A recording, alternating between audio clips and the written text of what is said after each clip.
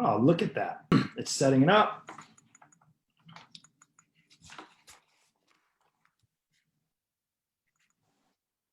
Directing.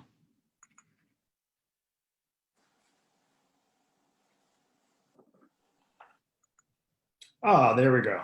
The meeting is now streaming live on Facebook. How about that? We did it.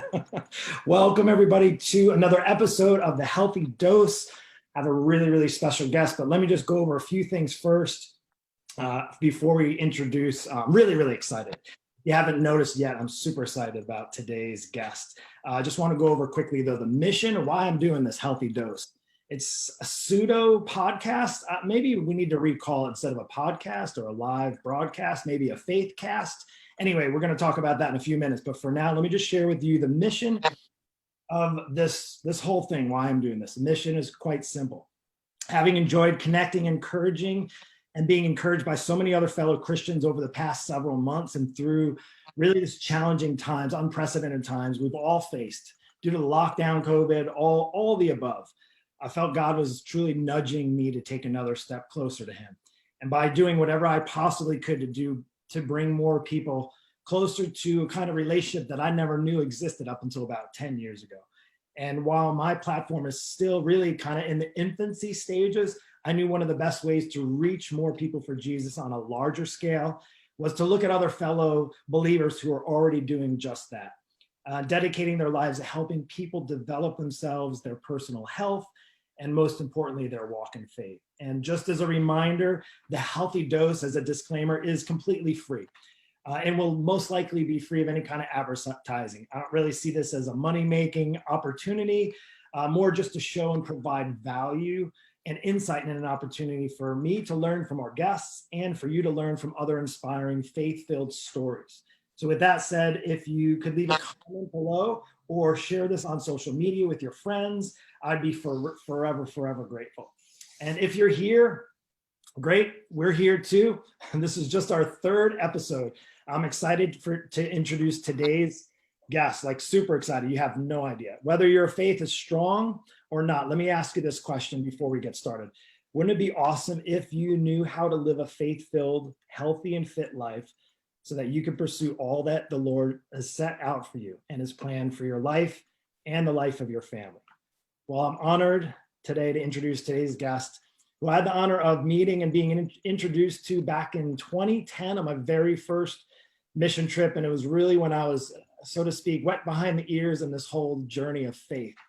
You see, in February 2006, just to give you kind of a background story, David Knapp moved with his family and his wife, beautiful wife, and son, who was, I believe, 3 at the time, to a little area called Playa Jaco, which is in Costa Rica, with a clear vision to plant a church. They lived out of several suitcases and rented an apartment while they looked for a house. And because there were no available places to begin a church in Jacó, with their small budget, they held services in a little surf break called Playa Hermosa. And that was the first year and a half of their ministry. And there they met on a beach and then and at a small school under a mango tree. And during the time, their second son, Josiah, was born, and God provided them to get their own home. Now, in early 2007, there was a space that became available to rent in the downtown Jacó, and I had the pleasure of seeing and witnessing myself in this commercial center called 𝐼𝐿_Jardín. Did I pronounce that right? 𝐼𝐿_Jardín. And then they added a second story, and there's just so much. There was so much. If I were to go on, I could tell you stories and stories, but just to share with you, God was just blessing them from the moment he made his footprint in Jacó, when Dave stepped foot in there, and it never stopped. And I could say in my trip in 2010, I got to see this ministry really at its not quite infancy stage, but where God was just starting to truly like have a vision for their life. And I just want to fast forward because we've had a lot of time. We're going to talk about that. But now from 2017, God not only provided an opportunity to start a whole church from this ministry, but also to occupy this land and to build not only a church, but an area where other young pastors coming into their faith could actually start and be involved in a Bible Institute. And I know Dave will share with us more about that in just a moment. But truly at the end of the day, what it comes down to, when I met Dave in 2010, this is really another one of those moments that God just said, hey, I'm going to cross you in a path of this guy named Dave, the surfer dude, and things are going to happen. I'm not going to tell you, but you're going to have to just trust me on that. So today, Dave and I are going to have a conversation about faith, family, and the importance of perseverance, because I was just talking to him, there's one word that keeps coming up in the 10 years that I've known him: perseverance. Like, if there is an epitome of perseverance, it's this man right here. So ultimately for you, we hope our discussion helps you on your path to pursuing a faith-filled, healthy, fit life, so that you can carry out God's plan for your life to the absolute best of their ability, best of your ability. And those are just some of the kind of big themes we're going to talk about. But without further ado, let me just introduce to you Dave Knapp. Howdy. Hey. Good to see everyone. Thank you for, hope you're joining us. Mark, I just want to thank you very much, for your friendship and for allowing me this opportunity to come and hang out and share and just talk sort of informally and, hopefully add value to other people's lives and encourage them, in their faith. I appreciate you, Mark, and I noticed in your, you mentioned some things about our life in Costa Rica, and I just want to be clear that if you see anything, happening in Costa Rica, I assure you, it is the Lord. It's been God. It is God, and will be God. And so I just want to, let folks know that I'm nobody from nowhere, and it's all been God this entire time. And he's given us an amazing team as well down in Costa Rica, and an amazing board of directors here in the United States that really they're the foundation of the ministry and the engine, the movers and the shakers of the ministry. So we just want to give God all the glory for that, for sure. But thank you for allowing, inviting me on. Yeah, awesome. Dave, before we even get into ministry, I know that's kind of where I came into really your world. You've already been kind of knee deep in it. And, God is just, again, moving. Like you said, God is just showing how he can work through anybody and everybody. And I know you're probably one of the most humble guys, so I know you won't say it's your effort. And we all know God puts all the talents in us for us. It's just up to us to use them or not, right? And I think you chose and said yes. And that's sometimes probably the hardest thing for people to do, is say, yes, you have talents in me and I want to use those talents. But let's talk about young Dave first. Let's get kind of a little bit of background, just briefly share a story maybe of childhood growing up as Dave, and then we can kind of take it into where we're at now, where you're at now. Yeah, sure. Well, I grew up in Melrose, Florida. If you guys know where that is, it's about an hour and a half south from Jacksonville.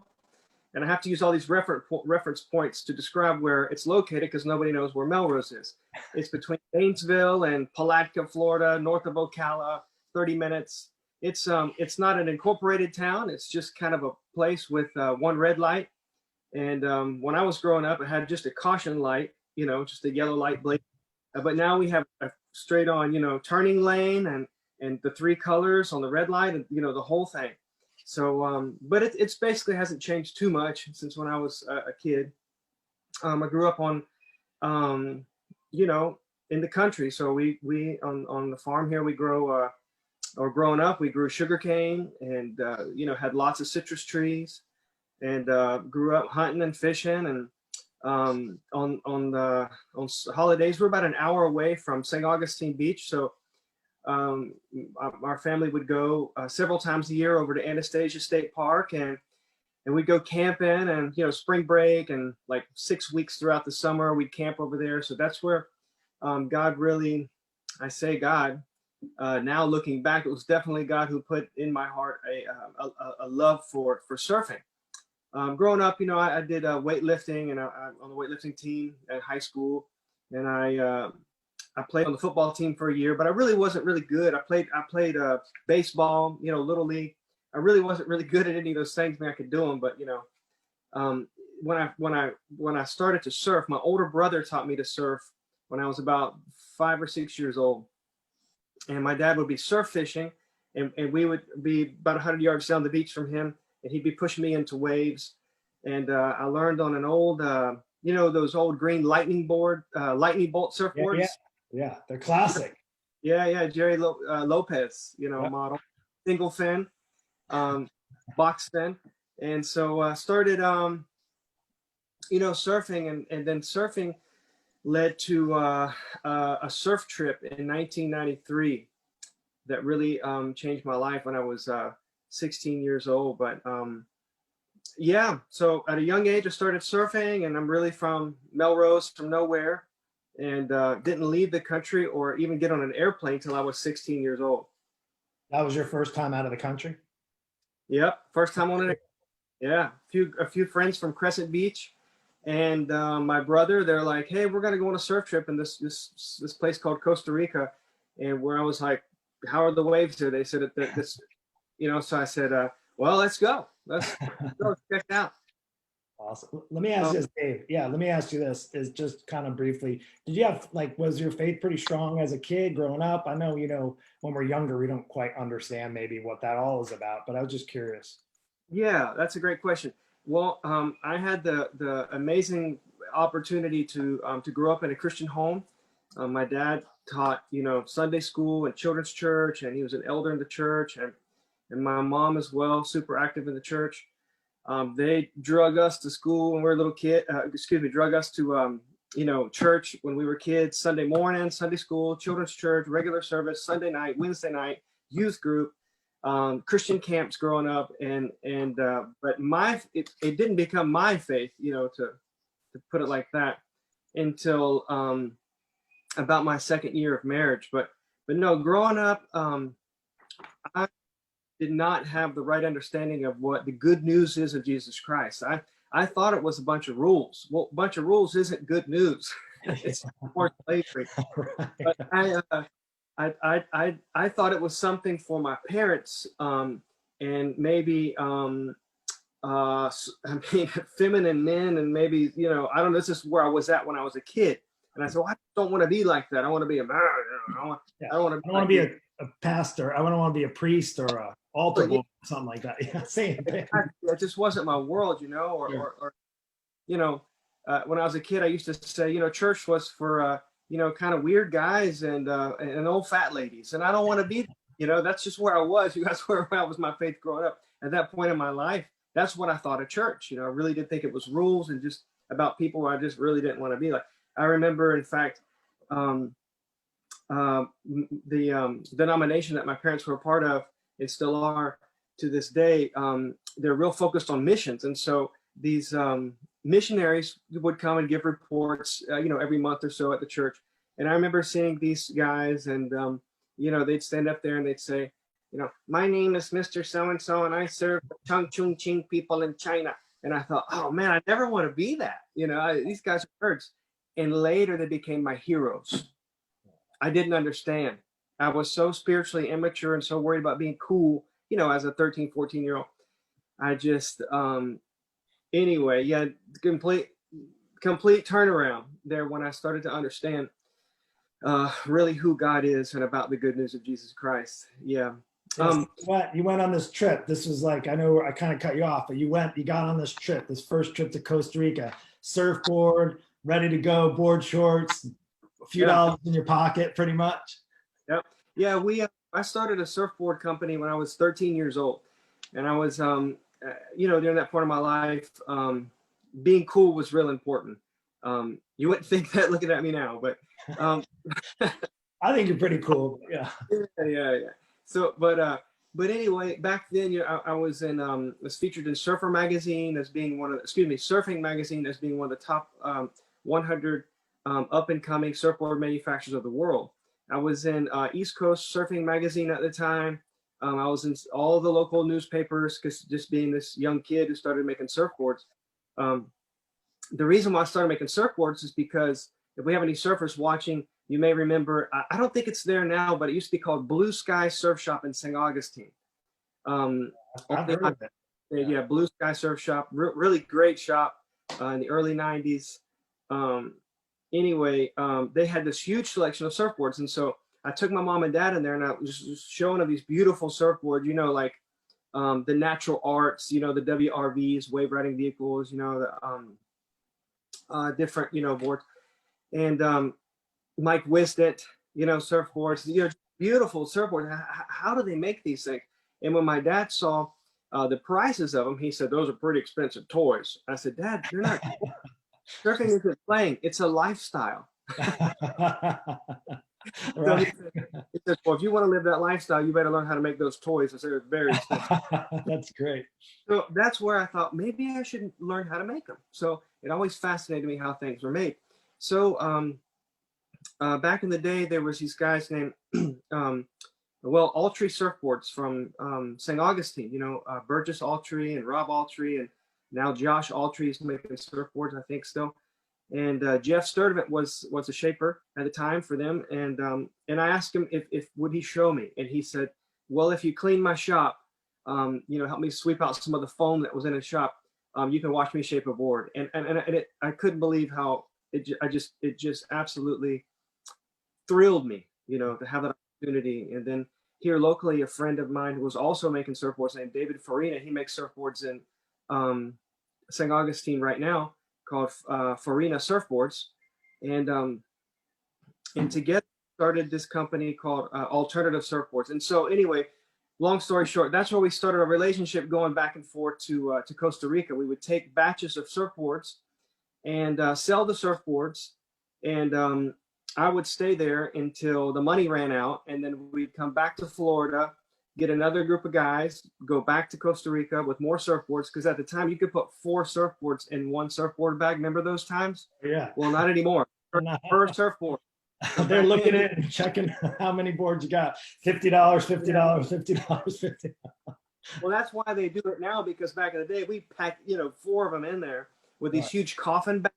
Remember those things? They're called coffin bags. Anyway, they're all kind of there.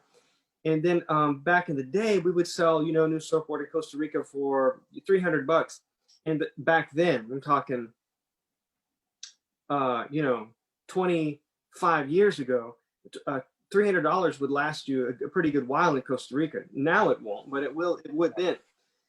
And so I would stay there and travel throughout Costa Rica, throughout, you know, say, since I was 16 years old through till I got married. And even after, we traveled through Costa Rica, hitchhiking and camping on the beach, and just asking farmers if we could camp on their land, and fishing, and yeah, traveling around, and doing a lot of partying too. Because in my small town growing up, you know, if I did anything, Mark, you know, by the time I got home in early in the morning or late at night, my mom already knew about it. You know, I'm kin to everyone in the town, so it's hard to get away with anything here. So I had to go out of the country to do my shenanigans. But it sounded like just early years, whether you grew up in faith, maybe not the relationship so much as just being a part of, like, similar for me growing up, going to Catholic school, that sort of thing.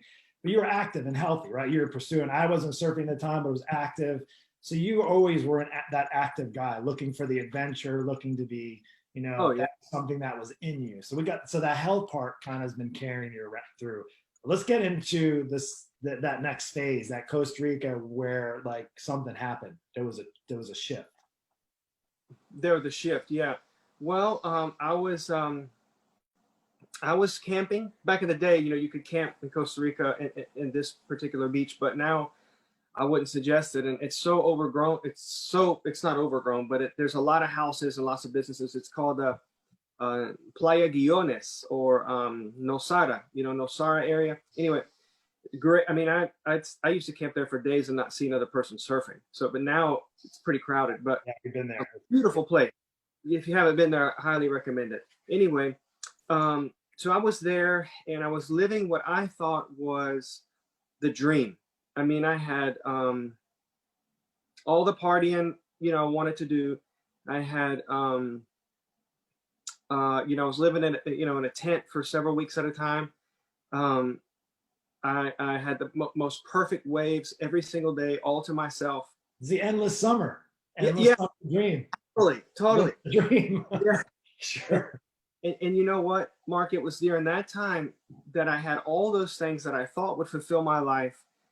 I felt the most lonely, the most empty, the most miserable I ever felt. And to kind of multiply those feelings, I felt so deceived, because I thought if I could just get at a place where I could do that every day, I would be so fulfilled and so stoked and so happy. and it brought just the opposite. So to me, it was very, you know, I let myself down, like, for years to get to that point. To me, most people think, well, that's pretty simple, but that's where I was, you know, as a surfer. That's every surfer's, you know, surf bum, you know, kind of dream. And when I got there, it was so such a deception, and so that kind of compounded, you know, multiplied my the feeling of emptiness, and so I thought, I know what I'll do. I feel so lonely. I'm gonna marry my girlfriend, and then then that's gonna make everything okay. Well, as you know, marriage doesn't make things easier in a lot of ways. It definitely complicates things. It's later you find out that it's a blessing. But if you don't know the Lord and you're just marrying to make you happy and you fulfill, then then obviously that person, because that person, even though they're awesome, they're a human being and they're going to let you down, and then you're going to feel even like in a farther, deeper hole.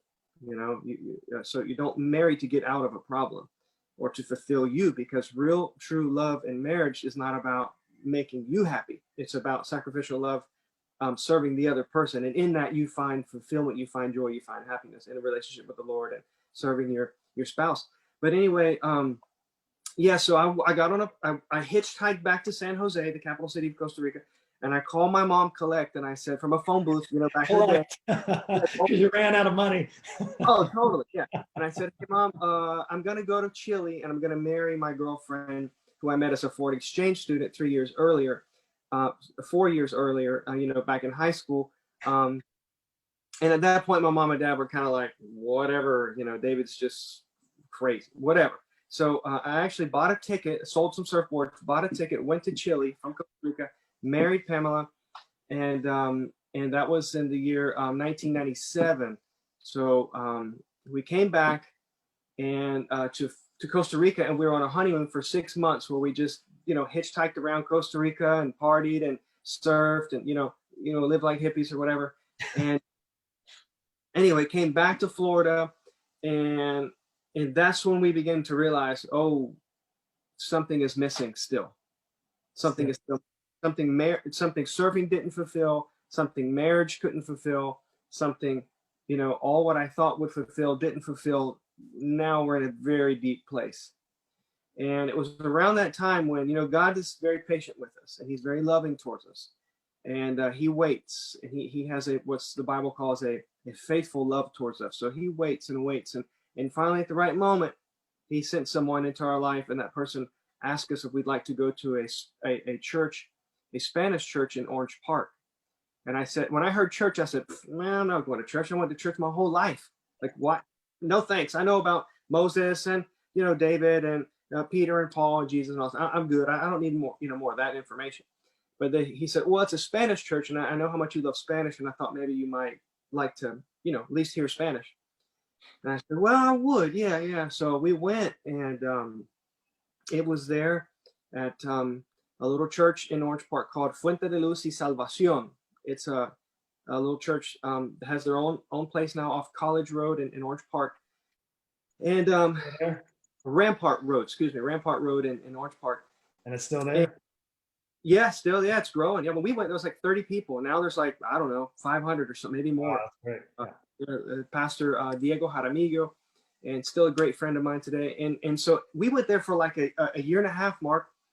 And every time we walked away from that church on the Sunday, I said, I'm never going back. That pastor is stepping all over my toes. He's just pointing truth in my life. And I didn't want to admit that I was wrong. I didn't want to admit that everything I tried didn't work. And I knew as a little child the gospel, but I tried other things that did not work. And so I was confronted with not rules, not a religion necessarily, but I was confronted with the truth of the true identity of Jesus Christ. And what was I going to do with him? So one Sunday after the message, the pastor asked, in our case, you know, he asked if you wanted to come forward and surrender your life to Christ. And I did. I walked down that aisle. It was kind of a traditional setting, you know, in our case. And I remember just pouring my heart out before the Lord. And I said, if you'll just make things right with me and you again. I mean, I know that I knew better and I walked away from you, but if you could just forgive me, I'm yours. And then about that time, somebody next to me crying, and it was Pamela, my wife. And I said, wow. So, so God answered that prayer. I asked him, please make me right with you. Please make me right with you. I believe the gospel. I believe that you sent your son Jesus to this earth. He was the way, the truth, and the life. And no one comes to you but by him. I believe that with all my heart. And I believe I've done the wrong thing. I've done things that completely are not pleasing to you, and I need to be forgiven of those things. And I know Jesus can forgive me because he paid the price of my sin on the cross, the price of death, and he rose again the third day. Like I believe these things, and that's when my life changed, began to change. It's still changing, but it's awesome. And I think I haven't really heard that true backstory, because there's so much more of that I know about you, like more currently.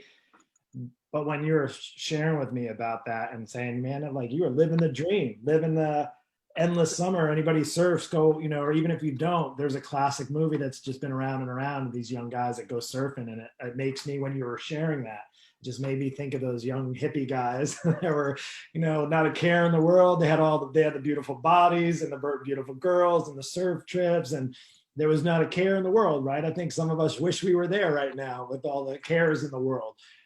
But it makes me think, and then also with marriage and relationships, and right, and there's so many people that are struggling in relationships and marriages and chasing after, and it made me think when you're doing this, it made me kind of parallel when you think of, we're always trying to, like, whether we're younger or middle age or in relationship, is like there's a ladder we feel like we got to climb up, and that ladder may be a so to speak ladder we feel in freedom by as a young person, to say, oh, we can just do the surf trips and all that. And then we get up to that ladder at the end, because the ladder only goes up so high, right? Like whether it's a 10-foot ladder, it's whatever your ladder you're on. And then you get up that ladder and you realize that's it. Like there's no more ladder left. That's it. That's it. I was like, man, even though you're way up high, it's not really that awesome. Like it's good, but you're there. And then the relationship one, right? You're climbing up the ladder of the relationship. And my wife and I were kind of the same place. We were in a good spot. Now, I didn't have the endless summer, but we had good jobs and we started families and things were well.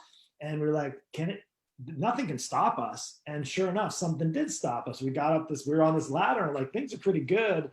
We don't need any faith in our lives, any of that. And then we had what happened with my son and his health, and not to get into that story because I've shared it a number of times, but then it was as if we were on this ladder and we felt really good, and we didn't get to the top like, hey, we did it, we made it. We got to the ladder and I feel like the Lord was shaking me off the ladder. Like I feel like literally, like if you were to think of as you were to tease a sibling, like, hey, climb that ladder, and then you shake it and say, oh, don't fall. I feel like part of him was like on the ladder, just like shaking you off. absolutely. Because there's a lot of people that stay at the top of the ladder and they don't know how good life can be, except for their own efforts, except for their own endless summer, except for their relationship or except for their financial wealth, or except for their accolades, their degrees, all those types of things. And everything was good, but for us, he was shaking us off at the same time as like, there's just something missing. There was just something missing. And what is it? And then I think for me, I don't know if you share this, but when I started to see what that missing thing is that other people had, when I went to church and I was around other believers and other people of faith, and when I came on a mission trip, because I was early in my years, for me, when I heard you tell that story, I remember in the field talking about, hey, this is where we'd like to see a church be built. And you shared the story when we had the little place in the town, Jardín, I think it was, in there, the little town church, and that was filled to the brim. And then you shared this vision, in 2010 or 2011, where there was an empty field, and we don't know how we're going to find the resources for this field, but God's definitely leaning on me, and she's saying, hey, this may be a place where we can have believers come to. And I want to get into that in a moment, but I don't know if that resonates with you with the ladder. I feel like I'm on a whole different ladder now. I don't know about you. Yeah. I think the ladder's like, doesn't exist anymore. Yeah. So the person who climbed the highest on the ladder in the history of the world is probably Solomon. You know, he was Right. total top of anybody's ladder that you can think of. And what did he say? He said, it's like chasing after the wind. Like it's vanity. Like you think when you think you have it, you don't.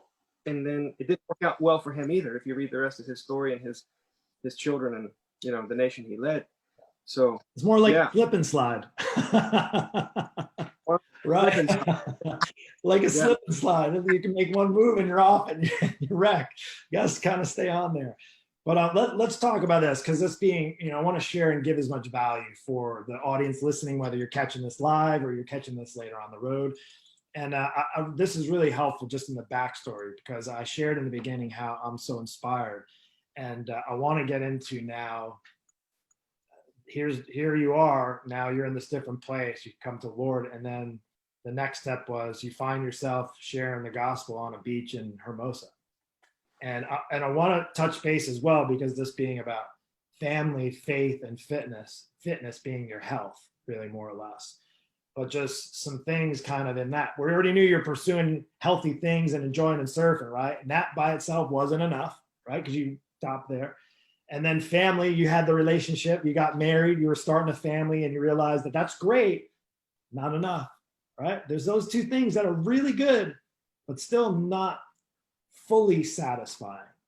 Like there's a satisfaction, but there's a contentment in faith. And I think I feel that way when I come to Lord. I feel like it's a growing thing. I'm all over the place at times, but then there's this faith journey. And I love for you to share kind of like how you ended up in a beach in Hermosa, and if we can kind of touch base, because I know it could probably be a 2-hour story that we could have, or longer, but from there, and then saying from that to starting in the town of Jacó and then building a church. And I mean, amazing things that are happening now, because I want the audience to get an understanding of where right now the Knapps family is, and there's struggles. Costa Rica is kind of shut down, but let's touch base on, if we can kind of do an overview of how you got started there.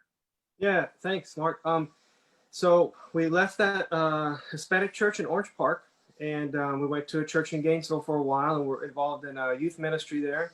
And then for 2 years, and we realized that we needed to know more about the Bible and a whole lot more about ministry, and just grow in our faith. So we went to a Bible college just north of the Tampa Bay area in a place called near Newport Richey. Actually, it's Trinity Bible College. It's located in a place called Trinity. But anyway, we went to Trinity Bible College. We studied missions and leadership and ministries and biblical studies. And we went directly to Jacó. I knew that God called me back there, not on my crazy mission, but on his mission, to do a real specific work, to plant a church, and a church that is focused on planting other churches, bringing up the next generation. So when we went to Jacó in the year 2006, our oldest now, he's 18, but at the time he was 3. We later had 2 kids born in Costa Rica, who are 14 and 11 now. But things were so expensive in Costa Rica at the time, especially in Jacó, that we didn't have the budget. Like we were making the ministry work, and our family survive on $800 a month, and we did a whole lot of ministry. And anyway, those were times when God was really, you talk about perseverance. God was beginning to develop that. It was just the P of the perseverance. You were in the pub mode. Yeah, right. Per. So we said, well, we're called to do this, so we're going to start with what we have. So we started services in Playa Hermosa, a little beach surfing town there just south of Jacó, about 5 or 10 minutes. And we loved the people from that community. And we were there for 1.5 years. And then a place became available to rent in the downtown shopping center in Jacó, a place called El Jardín. It was like a little commercial center, a little strip mall. And so we rented a place there, and the very first service we had over 90 people, in a place that probably seats 30. So I remember, yeah, like this. yeah, no, yeah. And so then we said, what are we going to do? So we went to another service. We did Friday and Saturday nights, and we did the exact same service. Just did it twice so we could fit more, as much people as possible. We did not put like First Christian Church of Jacó Beach on the door or anything like that, although that's awesome. But in our town, it's a little bit different town. Playa Jaco is known as the epicenter of sex tourism in Costa Rica. And if you don't know this, you can go to the U.S. Embassy's website of Costa Rica and learn more about it. But Costa Rica is number 2 in the world next to Thailand for sex tourism. So it's legal there. You can, go there and it's completely legal. So Jacó is the like ground zero for that. So like the epicenter. Yeah, it's so that's a big challenge for us. It's a challenge, and at the same time, it's an opportunity. But anyway, so our approach to church planning in Jacó, considers a local context. And so we just put the word radical out, on the front door. Radical, no church, no whatever. Radical, 7 o'clock, Friday and Saturday night. And people were used to go. It's a party town. Just think Daytona Beach, no rules and legal prostitution, and everything goes pretty much. Yeah, so something like that. Yeah. But on a little smaller scale than say Daytona. It's not that big, but it has big high-rise, buildings and such. So it's the closest beach town to San Jose. So there's a lot of national tourism and a lot of international tourism, and the big draw is party and prostitution. And so anyway, it used to be known as a surf town, and we would like to go back to that. We would like to go back to just be known for a surf town and an ecological, beautiful place to go visit it with your family. But it's kind of gone the other direction for many years, and it would be great to change that. Anyway, the inside of the church looked like a surf shop at the time. We put a little tiki bar with a big mural of a wave there and a cross on it.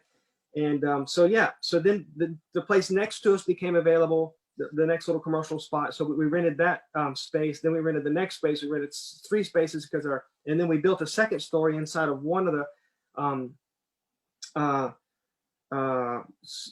spaces for more kids room. We had lots of kids. It's a very young town.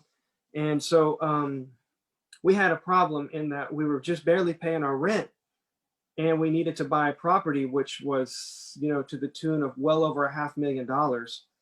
So what were we going to do, So, but God told me basically that he would do it, and that I needed to just persevere, and our team needed to just persevere and to look to him to do the miracles. And just pastor and love the people. Don't worry about stuff, because all the stuff belongs to God. Just worry about the people. Pastor, love on, teach, be with, mentor the people. So we concentrated on that. And the Lord showed us a piece of property that's about probably 3.5, 4. It's probably 5 acres, I would say. It was a pasture land, that I brought you to, and I said, Mark, right in the middle of Jacó, like right in the dead center of Jacó.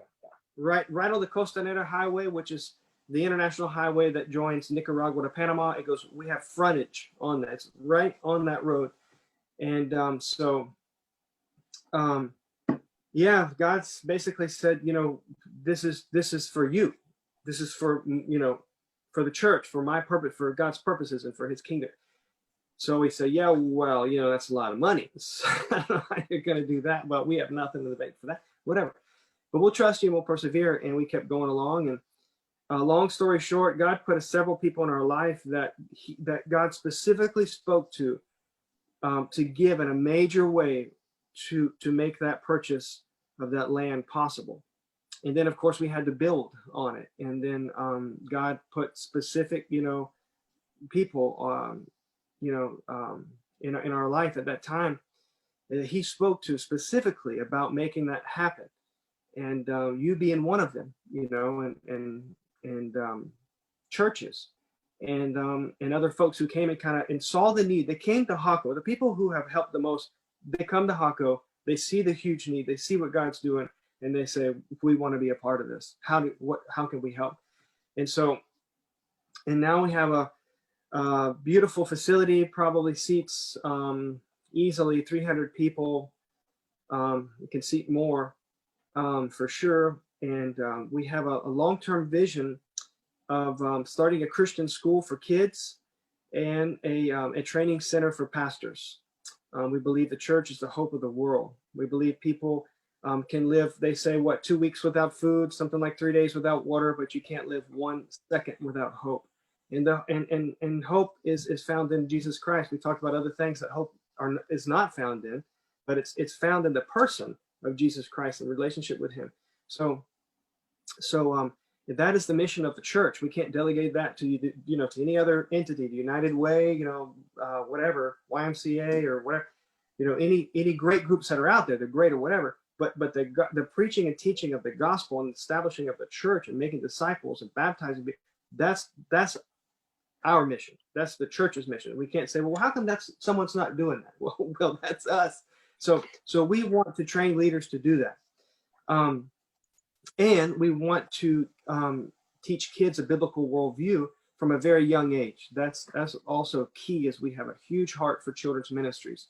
And we want to teach them science. We want to teach them history. We want to teach them, recreation and math and, all the different disciplines, English, Spanish, from a biblical worldview. And that means this: there's a creator that has ordered things in a certain way. And that's why we can study it. You don't have order out of chaos. You have order out of order. And when we start to see that we're not on a circular plan on planet Earth, we're on a linear plan. We're going to a certain point in time in this world. We're going there. We're not going back. We're going to a certain point in time, which will be the end. It will be the end.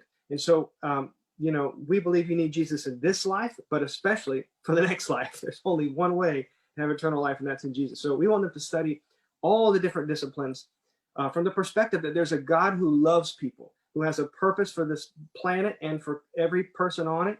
And that brings meaning to science. It brings meaning to history. It brings meaning to math. It brings meaning to, why we work out. It brings meaning to how our body works. It brings meaning to everything. So we believe kids are going to be a huge key to reaching more people, for sure. They'll realize God loves them, that they're built with a purpose, that they're designed with a purpose, and that God loves their neighbor. God loves their people around them. So that means they need to value, God values them. God brings value to their life. God values other people. So we should value them. So that's the kind of leader we want to produce from the school. And then, so that brings us to this, where we're at right now. Yeah. And then in March, the world changed, but our plans have not changed. We're just adjusting to it and persevering. I think is a good word to use. Yeah. We keep talking about that word perseverance, and I'll tell you, Mark, this as a coach, and those who are watching, you guys know this. We can't talk about perseverance on the first mile or two. That's not when you don't need perseverance for that. You can do that in your sleep. You can whatever. The first few miles sometimes are hard because you're looking for your rhythm, right? You're looking for when you just kind of start to coast. After about 3 or 4 miles, you start hitting your rhythm. I used to do 10Ks and stuff like that back in Costa Rica, and that's when I realized, wow, how much fitness and living a healthy lifestyle and running and working out is so connected to our spiritual life. Because perseverance, you can't even have a conversation about it until you get hit about 6-7 miles. Then you're like, oh my gosh, I think I'm gonna die. Okay, now we can talk about persevering. Before it was just like, oh, I'm just gonna, I'm out for a jog. Not after 7 miles, you're not. It becomes serious. You know, now we can have a conversation about real perseverance, because persevering talks about being disciplined under pressure. There's no pressure in the beginning. It's romantic. Hey, let's go for a run. Oh, It's kind of like a diet, right? yeah, Like, that's oh, cool. I'll start over on Monday again, right? But when you're running and you think you're gonna die, your muscles are cramping up and your stomach cramps are going, and you know you got stuff coming out of all things in your body. You're just, you know, now you're persevering. You're at the persevering state. But I can't think of any aspect of following Jesus that does not require perseverance, or you can use the word discipline. I don't remember. Discipline is, you know, making ourselves do things that we don't want to do. It's easy to do things we want to do. Man, I can eat some banana pudding right now. Would love it. That sounds good. With some whipped cream on there. But I don't need that. I gotta have discipline to say, you know, that's probably not a good idea. Maybe just don't have half a banana or something. So, yeah, discipline and perseverance that's another level. But that's where God helps us. We can't follow Christ without Christ's help. You know, I got a text this morning from our ministry team in Costa Rica, and I thought, oh, here we go. I got to pick up some more pieces. Something blew up. We got to pick up some more pieces. But I'm called to that. I've learned for the past 14 years of being a missionary in Costa Rica, a little something about perseverance. So we're gonna have to persevere through this one, but it'll be okay. It'll be just fine. Yeah, and you know, one of the things, you know, you and I, we're like, I feel like you're like a brother to me, so it's kind of easy to talk, and I don't even know how long we've been talking for 40 minutes, and what I love is that when I came to my faith and I realized pursuing a healthy journey, while it was great, and I see people doing it, and part of that is awesome, it's still, despite I spent 25 years helping people pursue their best and their healthiest. And I have to go out on a limb right now, because I probably haven't talked about it much, is that that's still an empty ladder that you're climbing up at the end of the day. Because like you said, we're on a path to a certain point in our life where our life is going to end as far as on the earth. And I'll never forget, and it's really interesting because she now works for Radical Life, is Dakota. By the way, if you want to know where 𝐷𝐿𝐴 is, it's right here. Is this 𝐷𝐿𝐴, Costa Rica? Is that the coordinates? Yeah.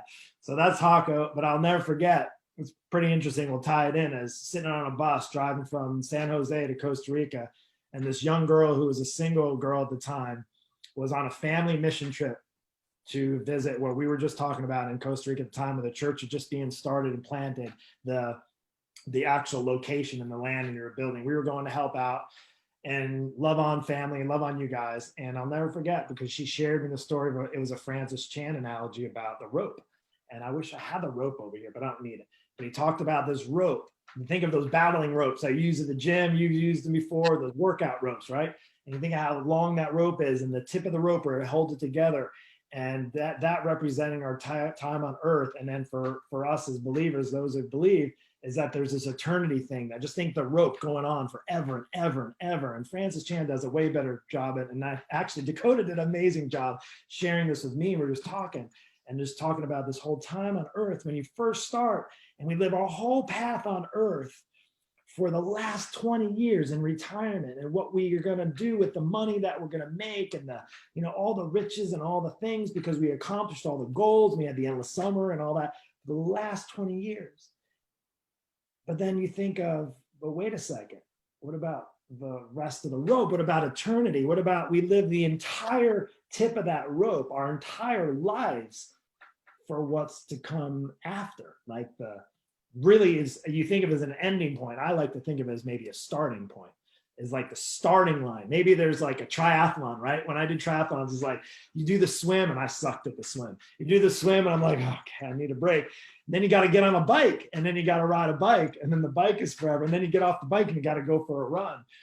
And you think of like, it's almost as if you're starting that first stage of your triathlon, and that first part, which is your actual life on earth, as that first part. But to think of the goal and the finish line is it's there. It's that starting point where then you have forever. And the way I see it is, why not go through it with having your best, not just your spiritual alignment with the one who created you and having that relationship? Absolutely. But why not go through life pursuing that at your healthiest you can and your best you can. Why be mediocre? I don't think, and the one thing I'm so inspired by you, Dave, is there's nothing mediocre about what you're doing right now. Like even, and then we don't have the time to get into it. Maybe it's time for like a part 2 where we talk about your health journey. And I'll just share briefly, I know, because I've seen you endure and persevere through physical pain, having back problems and having back surgery and going through that, but you didn't let it stop you. Like that physical part, you didn't let it stop you, because here's the thing, God's saying, hey, you've been pursuing in the things that I have for you, this physical pain, yeah, it's going to hurt, but I'm going to get you through it, right? Can you imagine going through that back pain and back problem without any kind of hope or any kind of faith? Yeah. Whew. Right? I know that's a whole nother story, but I would just say is, one of the things I'm so inspired by is I think what's beautiful is God uses all kinds of people. He uses surfer guys, he uses fitness guys, he uses moms, dads, he uses homeless people, he uses rich people, he uses everything in between.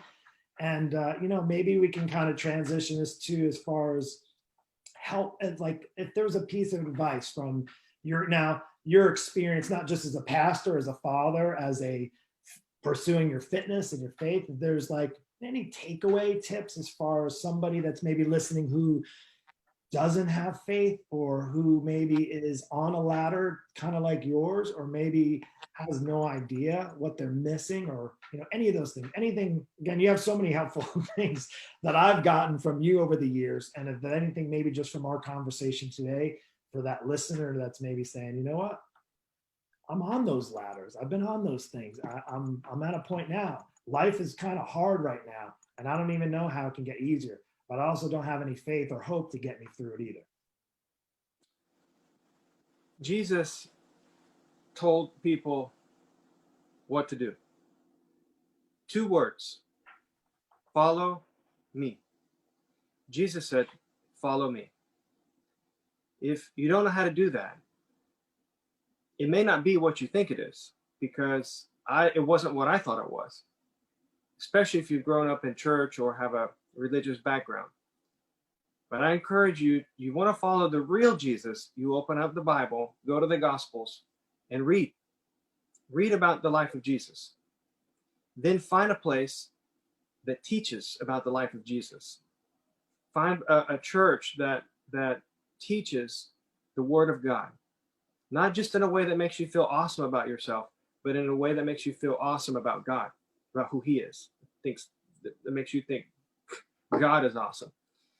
And a place where you can find a family, a support system in the church, a place that challenges you in a loving way, a place that's very loving.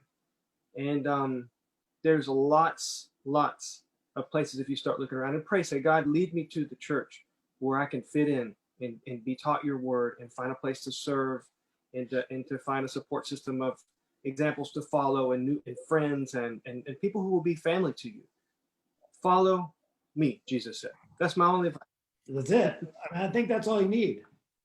That's so good. Follow me. Like the way I see it, even if he shows me things that I don't like, maybe think, no, I don't want to go that way. I don't really want to do that. But if I just say follow, if I listen to the command, the discipline, the perseverance, right? Like I think if anybody's something to model as far as perseverance, it would be Jesus, right? I mean, knowing where he was going and knowing what was going to happen, and knowing, the potential of what his life on earth meant for the world and for everyone, is like, I think that's a good person to model, to follow. If anybody, certainly isn't anything else. Obviously, if you can see what's going on, and we all have eyes can see and ears to hear, and our voices say things, but perfect. I think that's a perfect place to end. Follow me. Listen, speaking of following me, how can somebody get a hold of you? I know you're on Facebook. They'll see on here, David Pamela Knapp, but as far as your ministry, can you share the name, maybe the website? They can get in touch with me, obviously, but can you do that and share it? Yeah, thanks, Mark. Sure. It's you can go to our website. Website's radicallifeministries.com. That's the name of the ministries that God called us to start years ago. It's radicallifeministries.com. radicallifeministries.com. radicallifeministries.com. Awesome. All of our information is on there.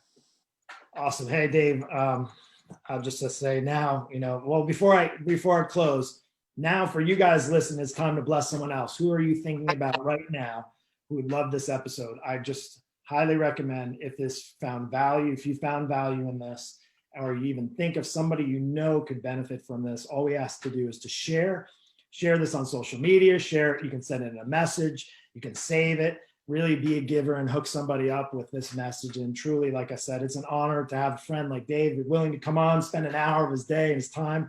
We both don't get back, but if it did provide value, I think that's exactly what God intended for the time we had here today. So with that, Dave, thank you so much. Appreciate you. Love you, brother.